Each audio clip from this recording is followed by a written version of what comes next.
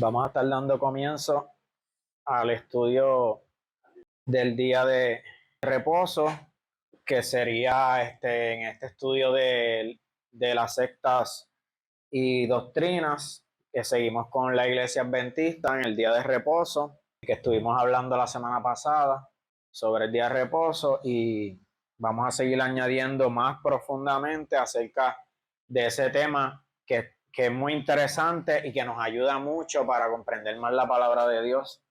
Y vamos a comenzar estudiando las fiestas solemnes del pueblo de Israel, porque yo quiero que tengamos bien en claro lo que significa las leyes, el pacto, para entrar más profundamente, porque como en la clase anterior yo le estuve hablando, como un adventista o alguna otra persona que esté en otra religión que tenga esa creencia, constantemente ellos quieren dividir unas leyes y otras no para poder fortalecer esa doctrina que ellos tienen bíblicamente, y muchas personas tienen dudas sobre esto y vemos como muchas veces dicen que la ley fue, ese pacto ya fue abolido, la ley, pero no saben específicamente qué leyes, cuáles leyes sí, cuáles leyes no, y por eso hay mucha confusión. Hay personas que deciden pues no comer cerdo, otros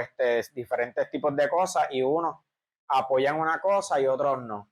Y entonces por eso es que vamos a estar estudiando más profundamente para que nosotros podamos entender cómo la Biblia nos enseña que ese pacto están todas las leyes incluidas, no solamente son los 10 mandamientos, y los vamos a estar viendo. Vamos a buscar en Nehemías capítulo 9, donde comienza a dar un resumen del acontecimiento de los hechos del pueblo de Israel desde que salió de Egipto. Y ahí en ese capítulo 9 se está dando un breve resumen de lo que vivieron el pueblo de Israel. En Nehemías capítulo 9, versículo 11, dice: dividiste el mar delante de ellos y pasaron por medio de él en seco. Hablando de cuando salieron de Egipto, el pueblo, que pasaron el mar en seco, y a sus perseguidores echaste en las profundidades como una piedra en profundas aguas. Con columna de nube los guiaste de día y con columna de fuego de noche, para alumbrarles el camino por donde habían de ir.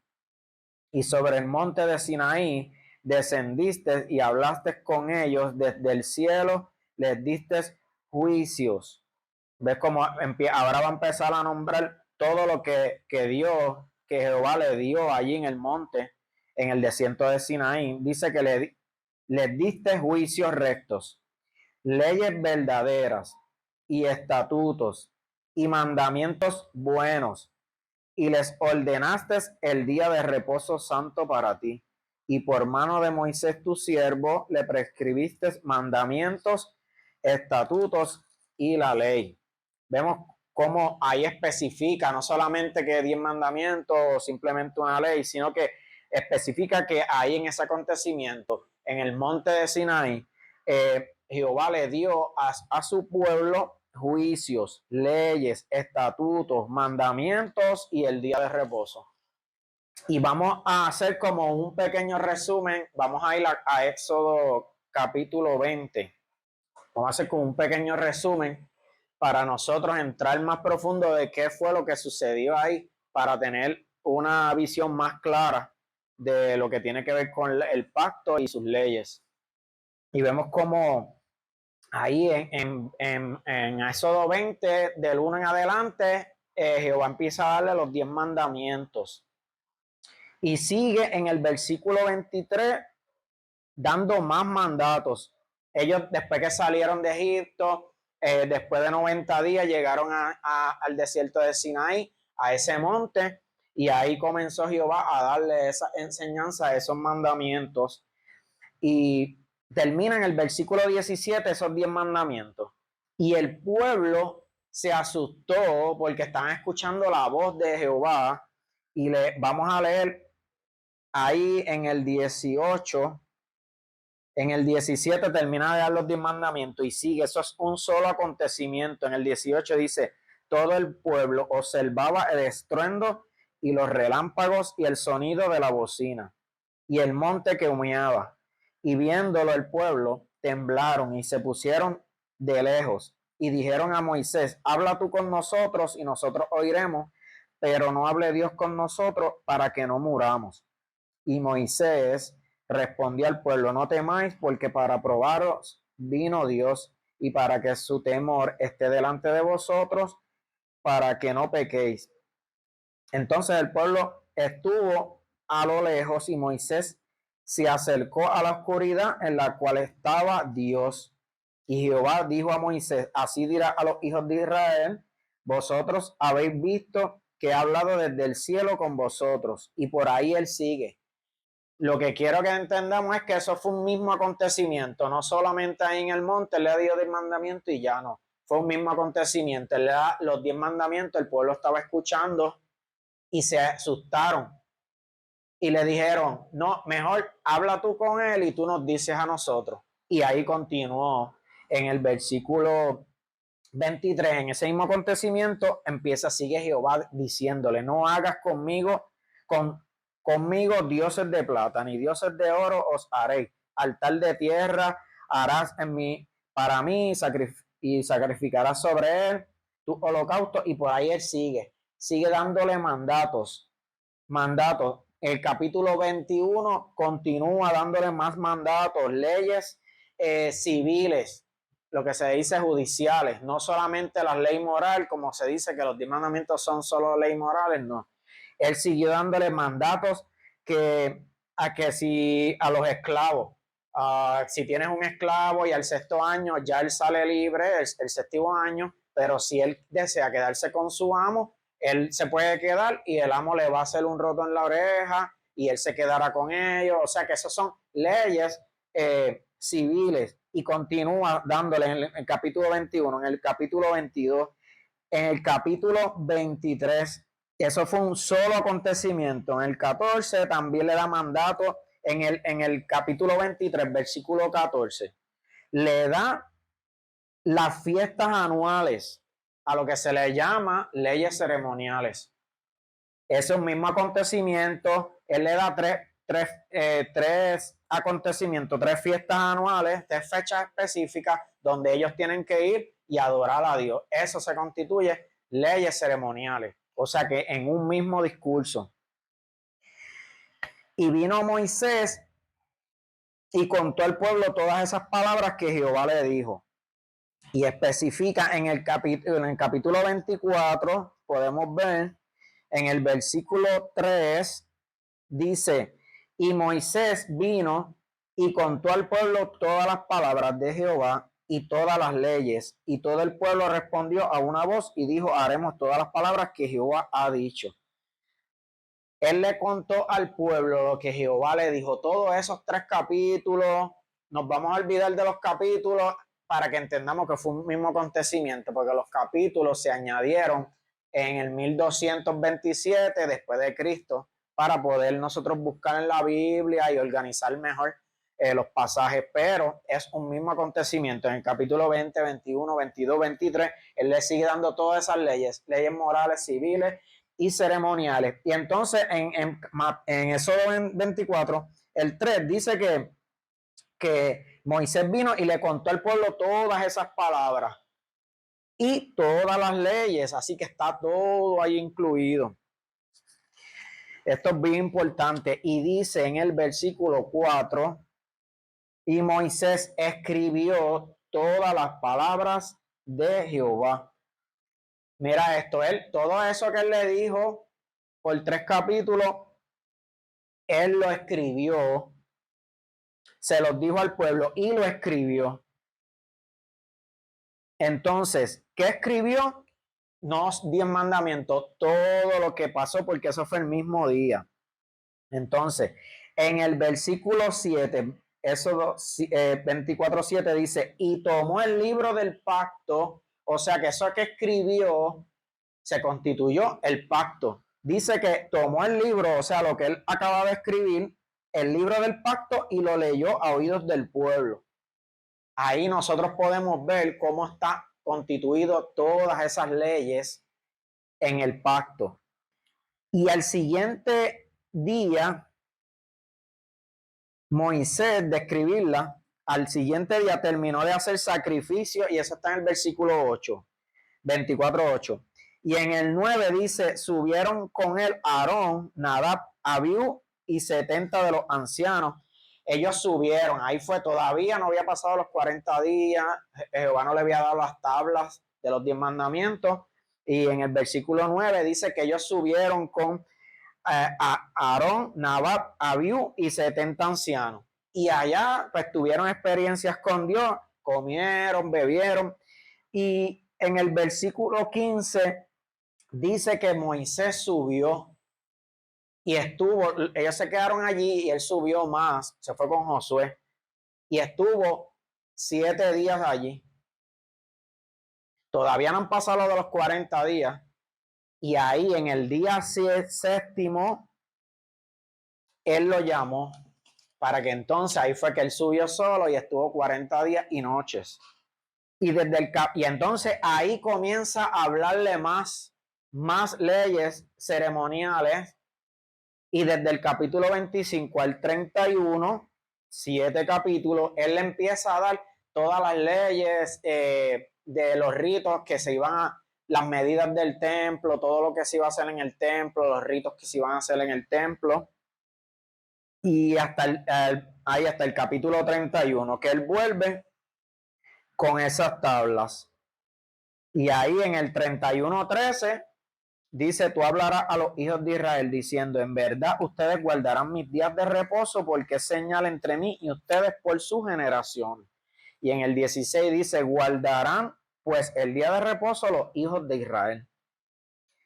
O sea, que las leyes morales, las civiles y ceremoniales fueron dadas en el mismo lugar, en el monte Sinaí, y es como parte de ese pacto, fue un acontecimiento ese mismo día.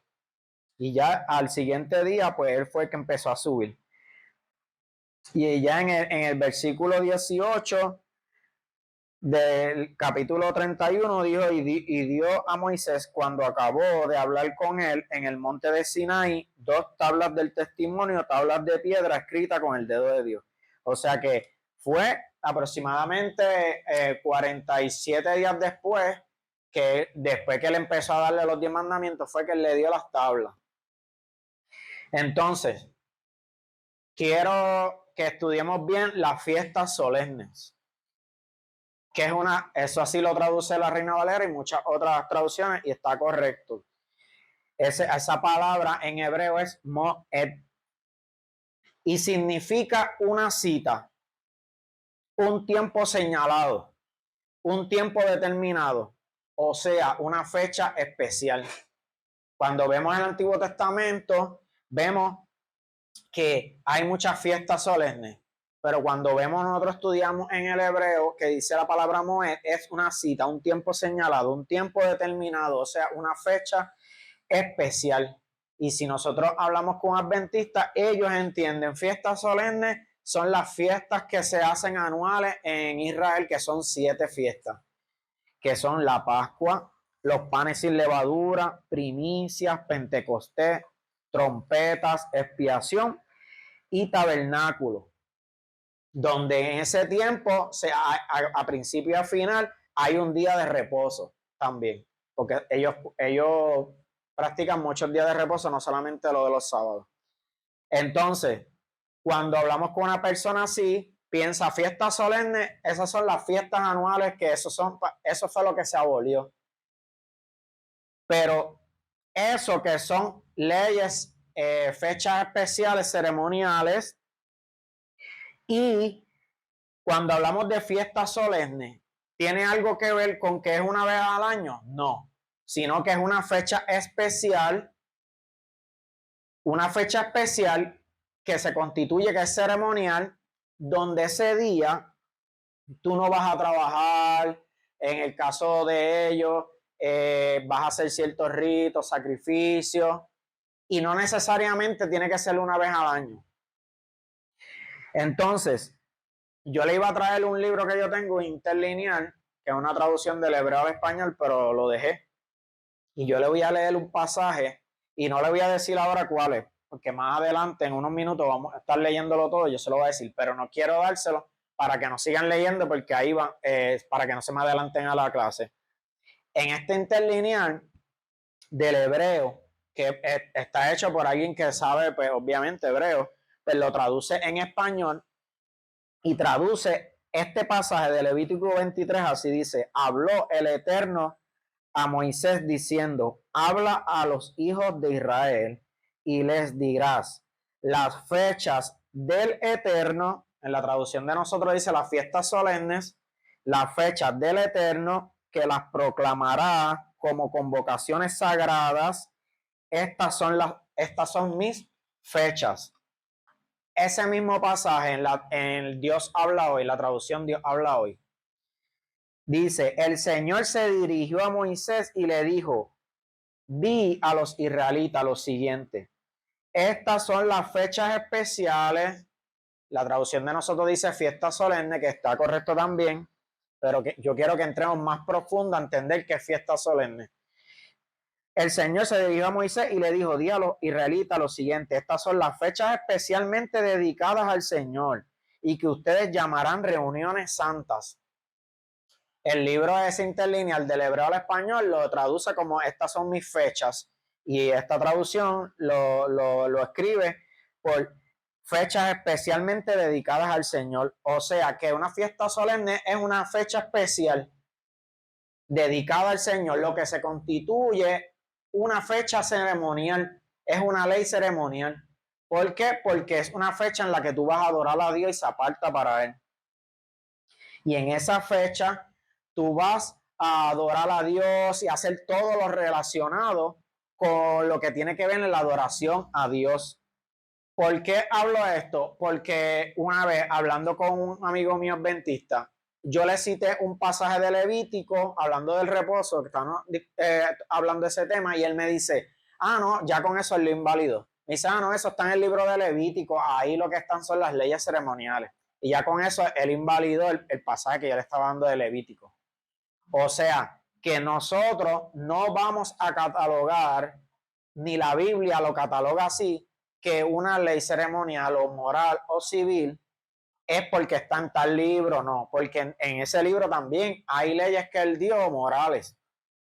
Entonces, ¿cómo nosotros identificamos, clasificamos que es una ley civil o que es judicial, ceremonial o moral? No tiene nada que ver con el libro, sino que conforme al contexto y conforme a los mandatos que da Dios, ahí nosotros podemos asumir, y la Biblia no lo especifica así, que esta ley es moral, sino que nosotros lo analizamos, lo entendemos así, lo clasificamos así.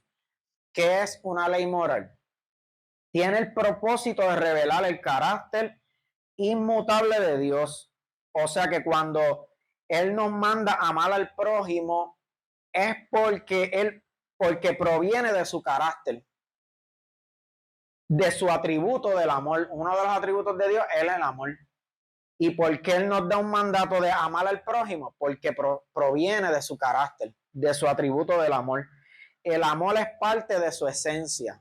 Pues eso se cataloga una ley moral. ¿Qué son las leyes civiles y judiciales? Tienen el propósito de ordenar la vida en comunidad para que podamos vivir como sociedad en paz. Esta es la diferencia. Una ley civil es para que nosotros podamos vivir en comunidad, en sociedad, en paz. ¿Qué son las leyes ceremoniales? Abarcan todo lo que tiene que ver hacia la adoración a Dios, como por ejemplo sacrificios, los servicios hacia Dios o de qué manera realizarlo, cuidado de todas las cosas sagradas, las atenciones que debemos tener, las fechas, los días en que se debe escoger para adorar a Dios o recordar acontecimientos especiales.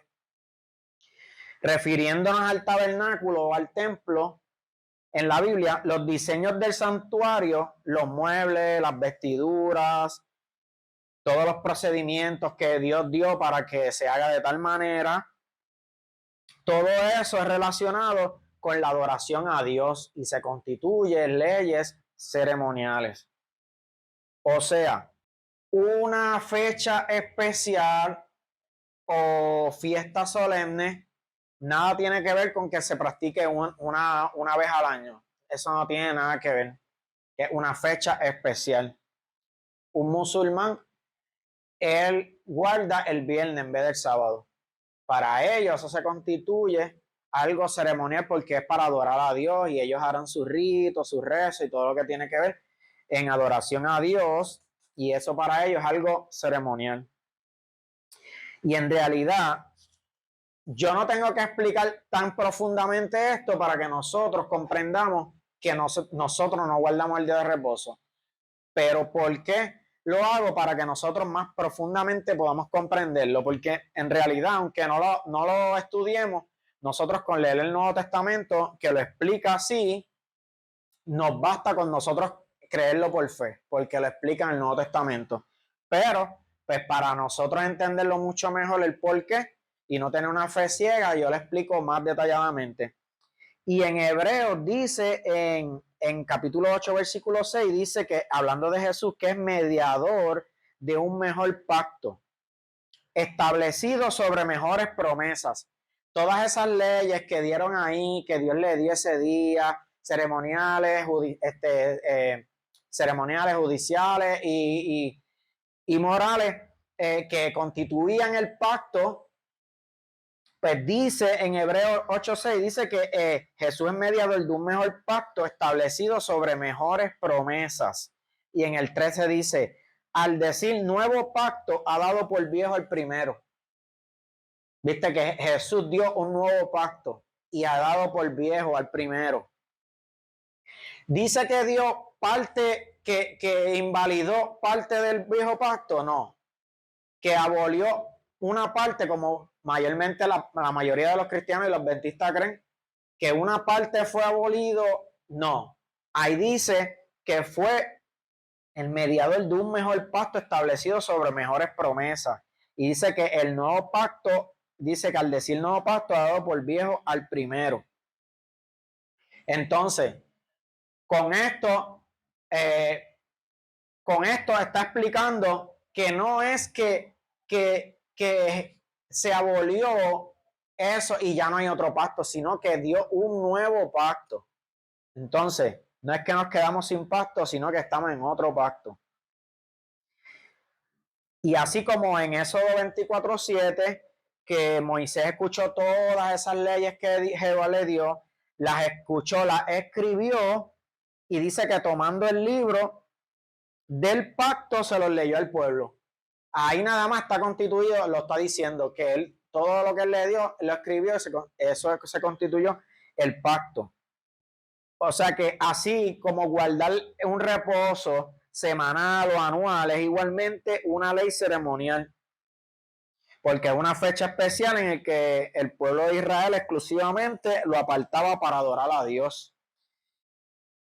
Y como le expliqué, que no se va a trabajar ni nada de eso. Entonces, ¿cómo nosotros podemos ver en la Biblia más claramente lo que yo les estoy explicando? Yo solamente estoy explicando lo que vamos a leer ahora.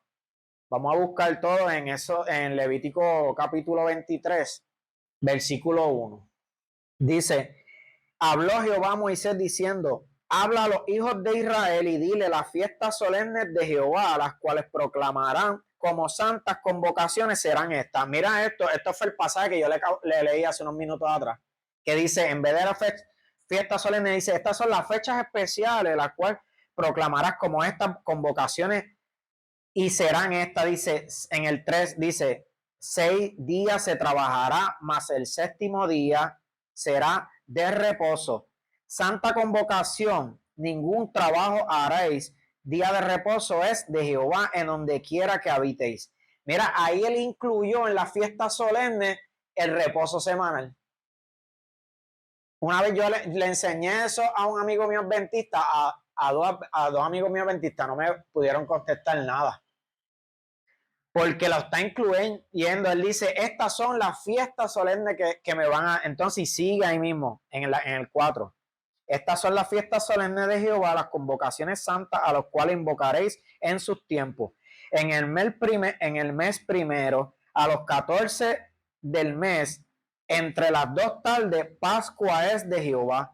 Y por ahí sigue dando las fiestas. Ahí empieza de la Pascua, ya empieza a dar todas las fiestas anuales, pero está incluyendo exactamente, primeramente, el reposo semanal. Y como yo les di en la clase anterior, que la palabra, no sé si tú no estabas, ¿verdad, hermano? En la anterior no estaba. No, que la palabra reposo, sí, la palabra reposo, que es Shabbat, simplemente significa eso, cesar.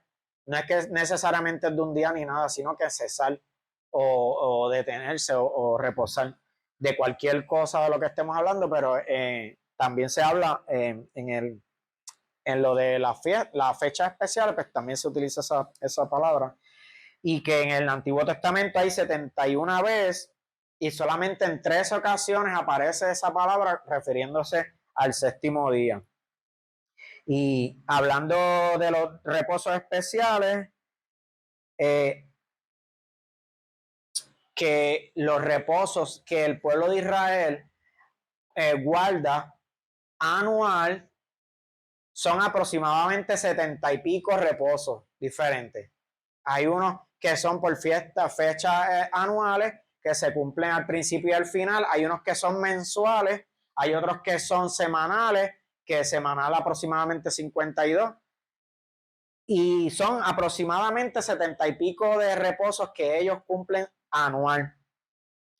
Y hablando de los reposos mensuales, porque ellos siguen el calendario lunar, no como nosotros, que nosotros seguimos el calendario gregoriano, que tiene que ver con el ciclo del sol, pero ellos utilizan el ciclo de la luna. Entonces, cada mes, conforme a la luna, ellos saben que ya cambió de mes y eso se constituye un día de reposo. O sea que mensualmente 12 meses, 12 reposos mensuales, ellos también van a celebrar y lo vamos a buscar en Salmo 81, 3. Dice, toca la trompeta en la nueva luna, en el día señalado, en el día de nuestra fiesta solemne.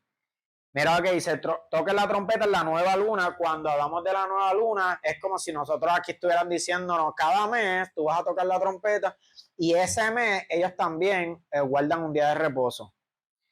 Cuando habla de las nuevas lunas, está hablando específicamente de ese día, que cambia de mes y ahí es un día de reposo. Si quieres, para no tardarnos mucho, yo se los leo. En Ezequiel 46:3 dice, asimismo adorará el pueblo de la tierra delante de Jehová, a la entrada de la puerta, en los días de reposo y en las nuevas lunas. Ve que ahí él está hablando de cada mes que van a hacer eso.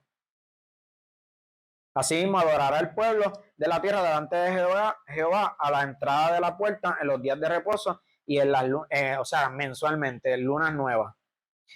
No tienen que buscar esto, yo se los leo. En Números 10:10 dice, y en el día de vuestra alegría y en vuestras solemnidades y en los principios de vuestros meses, en la traducción, en el libro que iba a traer, que es un interlineal del hebreo al español, ahí lo traduce como luna nueva. En los principios de vuestros meses, o sea, luna nueva, tocaréis las trompetas sobre vuestros holocaustos y sobre los sacrificios de paz, y os serán por memoria delante de vuestro Dios. Yo Jehová vuestro Dios.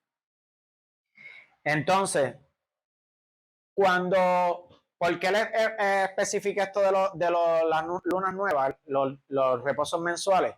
Porque como ya esto es cultural, cuando un israelita lee el Antiguo Testamento, para ellos, cuando habla de los reposos anuales, de las fechas solemnes, de los reposos y las lunas nuevas, automáticamente ellos entienden lo que le están hablando porque ellos desde pequeños han vivido eso culturalmente y ellos saben que se está hablando de reposo semanal, reposo mensual y reposo anual. Nosotros los que como no lo practicamos no tenemos ese concepto así claro. Entonces, ahora nosotros vamos a buscar en Crónicas, en el primer libro de Crónicas, capítulo 23, versículo 31. Dice, y para ofrecer todos los holocaustos a Jehová, los días de reposo semanales, está hablando ahí, lunas nuevas, o sea, mensuales, y fiestas solemnes, según su número y de acuerdo con su rito, continuamente delante de Jehová. Lo vuelvo a leer. Y para ofrecer todos los holocaustos a Jehová los días de reposo, ahí está hablando los semanales, y un israelita lo entiende automáticamente. Las lunas nuevas, está hablando de los reposos mensuales. Ellos lo van a entender, y pues todos los ritos que constituyen a ellos, ¿verdad? Y fiestas solemnes, y ellos entienden que son esas 7 fiestas anuales, según su número, de acuerdo con su rito, continuamente delante de Jehová. Le voy a leer otro pasaje, no lo tienen que buscar para avanzar. Oseas 2:11 dice, haré cesar todo su gozo, sus fiestas, sus nuevas lunas, o sea, mensuales, sus días de reposo semanales. O sea, esto lo estoy añadiendo yo. Dice, vayan, vamos a leerlo completo, normal. Haré cesar todo su gozo, sus fiestas, sus nuevas lunas, sus días de reposo y todas sus festividades. Ahí está especificando eso mismo, sus nuevas lunas, los reposos mensuales, sus días de reposo, los semanales y todas sus festividades, que son las 7 fiestas anuales. Ahora vamos a buscar Colosenses capítulo 2. Le estoy tratando de explicar bien precisamente, aunque tenga que repetirlo mucho, pero para que nosotros podamos comprenderlo así como un israelita que cuando lee eso, pues fácilmente él lo puede comprender. Y así como los apóstoles eran israelitas, ellos cuando estaban traduciendo y predicando y entendiendo la palabra, ellos entendían eso fácilmente. Y vamos a buscar ahí en Colosenses capítulo 2, versículo 16, dice el apóstol Pablo. Por tanto, nadie los juzgue en comida o en bebida, o en cuanto a días de fiesta, lunas nuevas o días de reposo, todo lo cual es sombra de lo que ha de venir, pero el cuerpo es de Cristo. Cuando nosotros estudiamos bien lo que estamos estudiando ahora, lo podemos comprender mucho más claramente, que automáticamente entendemos lo que Pablo mismo está diciendo, porque él entiende eso. Dice, por tanto, nadie lo juzgue en comida o en bebida o en cuanto a días de fiesta anuales, hablando de los días, las fechas especiales anuales, lunas nuevas, las fechas especiales que son los reposos mensuales y días de reposo, o sea, los semanales. Él está especificando con ese pasaje nada más. Pero aunque nosotros lo podamos entender claramente, cuando yo le he citado ese pasaje a un adventista, para ellos no tiene ningún valor. ¿Por qué? Porque tan pronto tú le dices eso y él dice, no, él está hablando ahí de la fiesta solemne, de todos los reposos que ellos, que esos son de la ley ceremonial. Pero cuando nosotros estudiamos más profundamente nos damos cuenta de que no es así. Él está especificando los anuales, los mensuales y los semanales, todo, lo cual era sombra de lo que había de venir, pero el cuerpo es de Cristo. Y eso, y entonces, eso se refiere a tipología, que una tipología es una clase especial de simbolismo, que un simbolismo es algo que representa a otra cosa. Así como un símbolo de un negocio, tú ves ese símbolo y ya tú sabes, ese símbolo es el de tal negocio. Eso representa un símbolo. Es un símbolo que representa otra cosa. Y la tipología se podría definir como un símbolo profético. Porque toda la tipología es una representación de algo futuro del Antiguo Testamento, pero que está representando algo en el futuro. Más concretamente, una tipología en la escritura es una persona, una cosa o un acontecimiento ocurrido en el Antiguo Testamento que representa a una persona o a una cosa o a un acontecimiento en el Nuevo Testamento. Les voy a dar un ejemplo. el diluvio en los días de Noé, la misma Biblia, el mismo apóstol Pedro, discúlpeme, nos da a entender que ese diluvio era un símbolo del bautismo. Nosotros vamos a buscar aquí en Primera de Pedro, capítulo 3.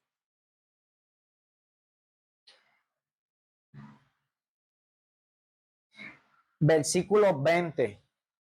Vamos a hablar de la simbología. Símbolos proféticos que representan una cosa en el Antiguo Testamento hacia el futuro. Y hablando del diluvio, de los días de Noé, en Primera de Pedro, capítulo 3, versículo 20, dice: los que en otro tiempo desobedecieron cuando una vez esperaba la paciencia de Dios en los días de Noé, mientras esperaba el arca, en la cual pocas personas, es decir, 8, fueron salvadas por agua. El bautismo que corresponde a esto ahora nos salva, no quitando las inmundicias de la carne, sino como la aspiración de una buena conciencia hacia Dios por la resurrección. Cuando él dice que el bautismo corresponde a esto, corresponde a lo que está diciendo, que era un símbolo que simboliza el bautismo. Y cuando nosotros vemos en Génesis que dice Dios mismo, que vemos como desde el principio Dios está dando simbologías, y pondré enemistad entre ti y la mujer, y entre tu simiente y la simiente suya. Esta te herirá en la cabeza y tú le herirás en el calcañar. Está hablando de la serpiente, como que tú estás pisando la cabeza de esa serpiente y le va a morder en el calcañar, que significa el talón del pie. Está haciendo una simbología de lo que va a pasar. Jehová, cuando ocurrió el pecado, él dice estas palabras: y pondré enemistad entre ti y la mujer. ¿Y qué simboliza esa mujer? El pueblo de Israel. El pueblo de Israel. ¿Por qué? Porque de ese pueblo nació el Mesías, Jesús. Y dice que esa simiente que nacería de esa mujer de Israel, que viene siendo Jesús, iba a herir a la serpiente en la cabeza, porque cuando Jesús murió, él venció al enemigo, lo aplastó. Pero dice que él le herirá en el calcañar, o sea, porque Jesús mismo lo permitió así, que ese plan orquestado por Satanás lo llevara a la cruz, y a causa de él murió, pero él mismo se dejó morir por una razón, pero él lo hirió porque él se dejó morir por ese plan que hizo el enemigo. O sea que eso está hablando de una simbología. La mujer, el pueblo de Israel, simboliza el pueblo de Israel. La simiente representaba a Jesús y la serpiente a Satanás. Y hablando en el libro de Números, nos habla un acontecimiento cuando el pueblo de Israel murmuró con Jehová. Murmuró a los oídos de Moisés, porque estaban cansados ya de ese maná y todo. Y Jehová se molestó y él le envió serpientes, dice que serpientes ardientes. Empezaron a picar a las personas. Y ellos fueron arrepentidos de Moisés: mira, hemos pecado, nos arrepentimos. Y Moisés intercedió por ellos, y Jehová le dijo: haz una serpiente en bronce y levántala en un asta. O sea, un asta significa como un palo largo, que eso lo usaban como para las banderas, para poner las banderas. Haz una serpiente en bronce y ponla en un asta, en un palo, y levántala, ponla. Y todo el que mirara esa serpiente empezaron a ser sanados cuando empezaron a mirar la serpiente. Y eso era una simbología de Cristo. Vamos a buscar en Juan capítulo 3, versículo 14. Juan capítulo 3, 14. Le estoy dando algunas simbologías nada más para que nosotros comprendamos que esto no es un invento del cristianismo, sino que es algo bíblico, que los mismos apóstoles y los escritores de la Biblia lo interpretan así, inspirado por el Espíritu Santo. Ellos son los que dan esta enseñanza. Y dice en Juan 14, 3:14, discúlpame, y como Moisés levantó la serpiente en el desierto, así es necesario que el Hijo del Hombre sea levantado para que todo aquel que en él cree no se pierda, mas tenga vida eterna. Mira esto, lo que hizo Jehová intencionalmente, porque él los podía sanar de otra manera, pero lo hizo así, para llevar un mensaje profético, un símbolo profético de algo que iba a ocurrir muchísimos años después en el Nuevo Testamento con Jesús. Y muchos de estos son historias reales que fueron escritas para nosotros, para darnos una enseñanza, un símbolo profético. Y la escritura identifica varios eventos en el Antiguo Testamento como tipología de la redención de Cristo, incluyendo el tabernáculo, el sistema de sacrificio y la Pascua. Esa Pascua, cuando el pueblo de Israel, Jehová le mandó a poner sangre en los dinteles, representaba la sangre de Cristo. Donde estaba esa sangre, el ángel pasaba y no los mataba. O sea, era un símbolo de Cristo. Y en el tabernáculo se identifica como una tipología, y vamos a buscar en Hebreos capítulo 9, versículo 8.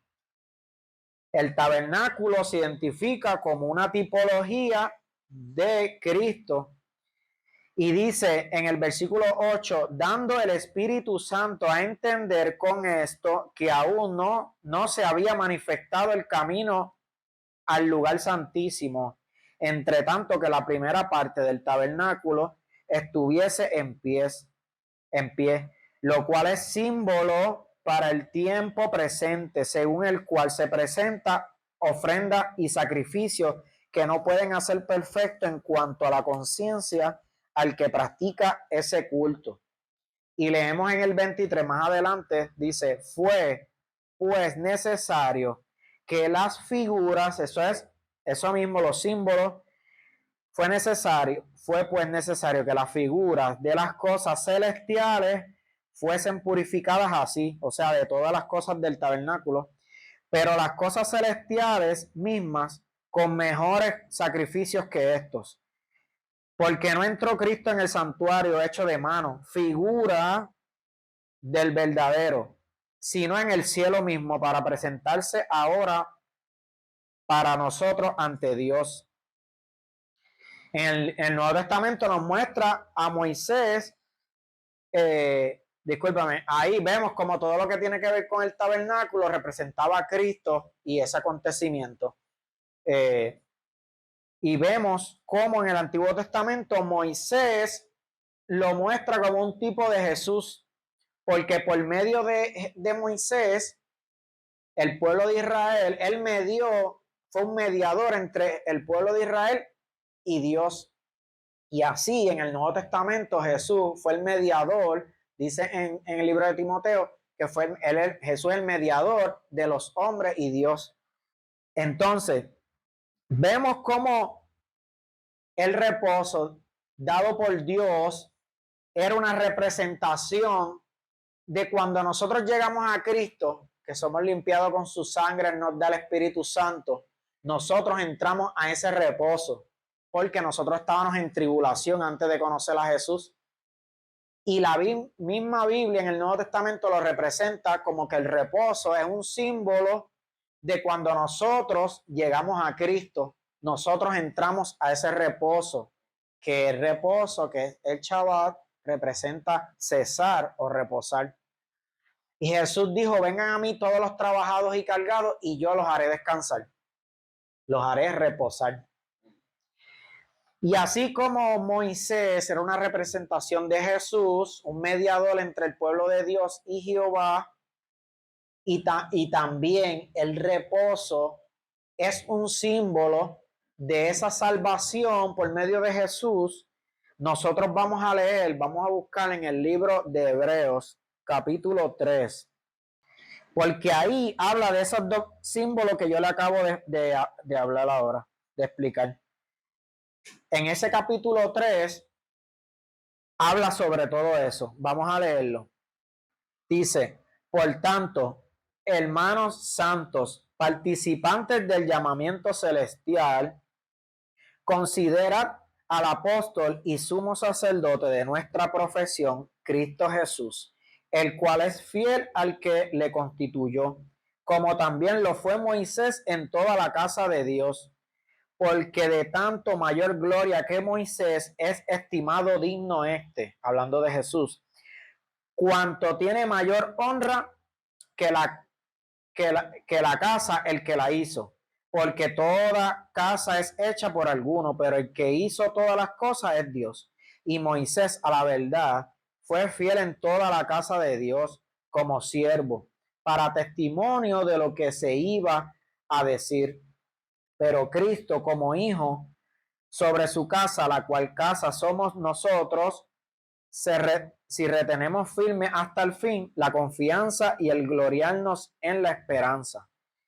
Por lo tanto, como dice el Espíritu Santo, si oyereis hoy su voz, no endurezcas vuestros corazones como en la provocación en el día de la tentación en el desierto, donde me tentaron vuestros padres, me probaron y vieron mis obras 40 años. Versículo 10.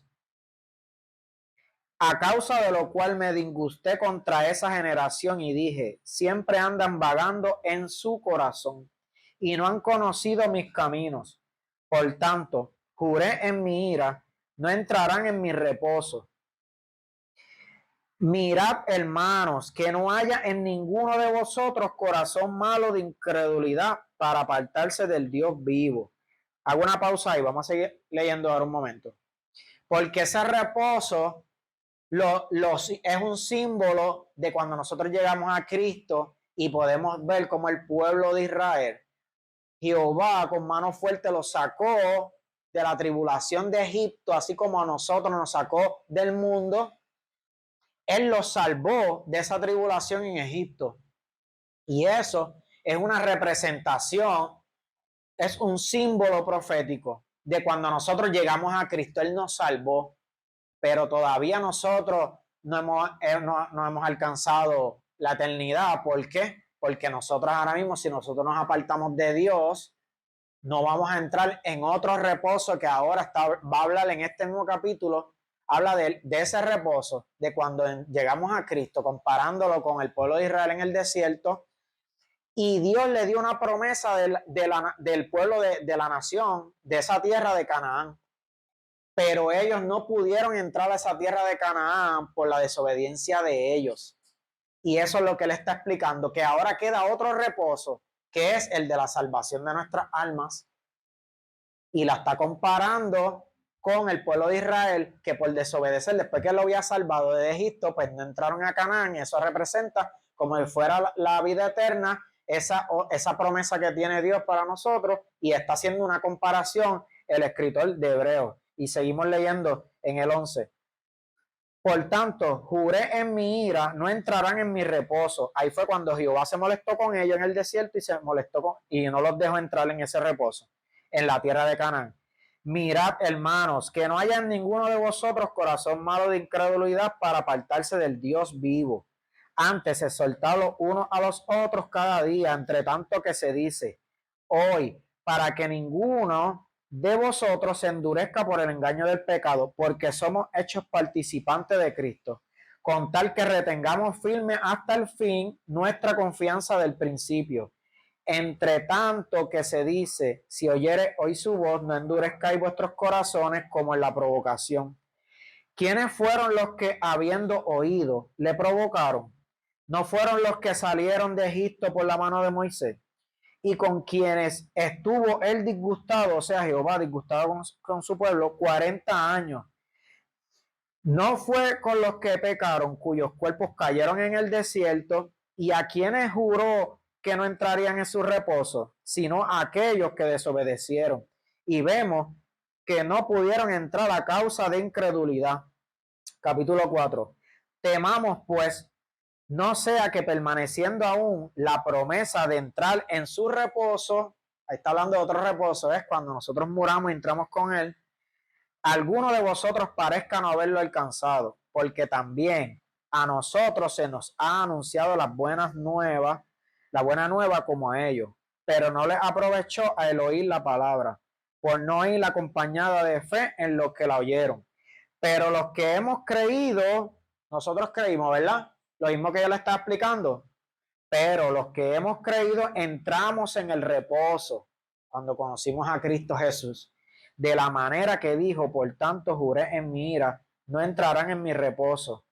Aunque las obras suyas estaban acabadas desde la fundación del mundo, porque en cierto lugar dijo así del séptimo día, y reposó Dios de todas sus obras en el séptimo día. Y otra vez aquí no entrarán en mi reposo, por lo tanto, puesto que falta que alguno entre en él, y aquellos a quienes primero se le anunció las buenas nuevas no entraron por causa de desobediencia, otra vez determina un día, hoy diciendo, después de tanto tiempo por medio de David, como se dijo, si oyereis hoy su voz, no endurezcáis vuestros corazones. Porque si Josué les hubiera dado el reposo, no hablaría después de otro día. Por tanto, queda un reposo para el pueblo de Dios. Nosotros entramos al reposo de Dios, pero dice que queda otro reposo para el pueblo de Dios. Porque el que ha entrado, cuando recibimos a Cristo Jesús en su reposo, también ha reposado de sus obras como Dios de las suyas.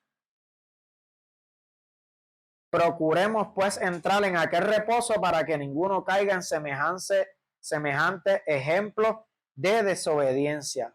Eso está bien profundo, pero está bien interesante, ¿verdad? Porque él está haciendo una comparación entre el pueblo de Israel y el pueblo de Dios. Y él dice, así como ellos salieron y entraron en ese reposo, porque Moisés los sacó de esa esclavitud, por la desobediencia no entraron en el próximo reposo, que es el pueblo en la tierra de Canaán, pues así nosotros entramos a ese reposo. Y mira cómo él dice en el 10, porque el que ha entrado en su reposo también ha reposado de sus obras como Dios de la suya. Nosotros entramos a ese reposo porque ahora no estamos atribulados como cuando no tenemos esperanza en el tiempo de antes. Obviamente, el que esté practicando el pecado y no esté en comunión con Dios no va a poder vivir eso claramente, pero entre más busquemos de Él y más nos santifiquemos, vamos a ver que vamos a entrar más en ese reposo, en esa paz. Dice, porque el que ha entrado en su reposo también ha reposado de sus obras como Dios de la suya. Procuremos nosotros, la iglesia de Cristo, pues entrar en aquel reposo para que ninguno caiga en semejante ejemplo de desobediencia, porque la palabra... y por ahí sigue. Pero nosotros tenemos que estar percibidos en obediencia al Señor para poder entrar al próximo reposo, que es cuando entremos a la presencia de Dios. Y eso, hablando de los símbolos, eso es un simbolismo profético. Así que el Antiguo Testamento está lleno de simbolismo. Y cuando habla de reposo, ya Dios estaba simbolizando ese reposo, que es cuando nosotros conoceríamos a Jesús. En Gálatas 5:14 dice, porque toda la ley en esta sola palabra se cumple. Amarás a tu prójimo como a ti mismo. Dice, porque toda la ley en esta sola palabra se cumple. Amarás a tu prójimo como a ti mismo. Así que nosotros entramos a otro pacto donde la realidad es que las leyes que nosotros tenemos que cumplir son más estrictas que en el Antiguo Testamento. ¿Por qué? Porque nosotros tenemos que negarnos a nosotros mismos, amar al prójimo y muchas otras cosas más, pero nosotros tenemos ahora la ayuda del Espíritu Santo. Y como esta clase, yo tengo tanta información para dar, si ustedes me lo permiten, yo quiero darle una última clase. ¿Por qué? Porque quiero hablar más en el Nuevo Testamento de otra perspectiva del reposo y porque quiero abundar otros temas para que estemos más claros. Entonces, nosotros, no es que guardar el sábado sea un pecado, nosotros no guardamos ningún día en específico, porque nosotros entramos en reposo del Señor y nosotros vamos a estudiar para la próxima clase. Yo le voy a dar específicamente sobre eso. Ahí es que yo le voy a hablar sobre eso. No quería dejar ese tema tan importante. Y así que la persona que desee guardarlo, pues nosotros no tenemos que dejarlo, si es un cristiano, tranquilamente, porque cada persona pues va a honrar y adorar a Dios como bien le parezca, pero hablando de otras religiones que no son cristianas, a eso sí que nosotros tenemos que hablarle porque ellos no han entrado a este reposo, que no han conocido a Jesucristo. Pero cuando se constituye, cuando hablamos de cristianos, pues la persona que desee cumplirlo, no hay ningún problema con eso. Y yo voy a terminar con este pasaje, no lo tienen que buscar, en Romanos 14:5, el apóstol Pablo habla sobre eso, dice, uno hace diferencia entre día y día, otro juzga iguales todos los días. Cada uno esté plenamente convencido en su propia mente. El que hace caso del día, lo hace para el Señor. Y el que no hace caso del día, para el Señor no lo hace. El que come para el Señor come, porque da gracias a Dios, y el que no come para el Señor no come y da gracias a Dios. Nosotros tenemos la libertad de orarle cualquier día y, y ahí él lo especifica en eso. Así que nada, voy a dejarlo hasta aquí el estudio y nos despedimos.